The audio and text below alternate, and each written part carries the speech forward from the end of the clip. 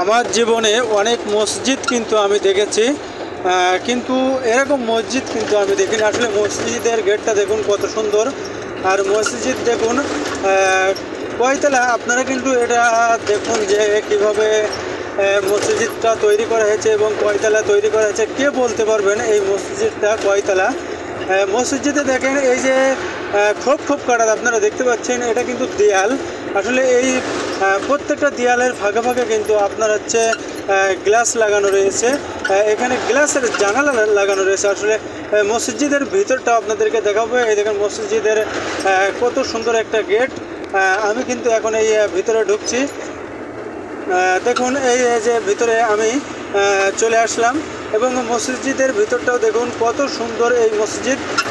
আসলে আমি কিন্তু বাংলাদেশের অনেক জায়গায় ঘুরেছি, অনেক জায়গা দেখেছি, কিন্তু এমন মসজিদ কিন্তু আমার চোখে এখনও পড়ে নাই। এই সর্বপ্রথম একটা মসজিদে কিন্তু আমার চোখে পড়লে আসলে এত সুন্দর মসজিদ। যত টাকায় খরচ হোক, কিন্তু মসজিদটা কিন্তু করেছে সেরকম সুন্দর কারুকলা কাজ। আসলে এখানে দেখুন জানালারা কিন্তু ফুল ফাঁক রয়েছে। এখানে কিন্তু প্রত্যেকটা দেয়ালে খোপে খোপে কিন্তু জানালা লাগানো। এখানে একটি করে জানালা, দুইটি না একটি থাকার জানালা। আসলে চারের সাইড থেকে আপনাদেরকে কিন্তু দেখাচ্ছি, দেখেন দেয়ালটা কীভাবে তৈরি করা, আবার মসজিদটা কত সুন্দর করে তৈরি করা, কত সুন্দর কাজ করে এই মসজিদে। দেখেন আপনাদেরকে কিন্তু দেখাচ্ছি এই মসজিদটা কোথায় সেটাও বলবো আমি। মসজিদটা হচ্ছে সিরাজগঞ্জ উল্লাপাড়া।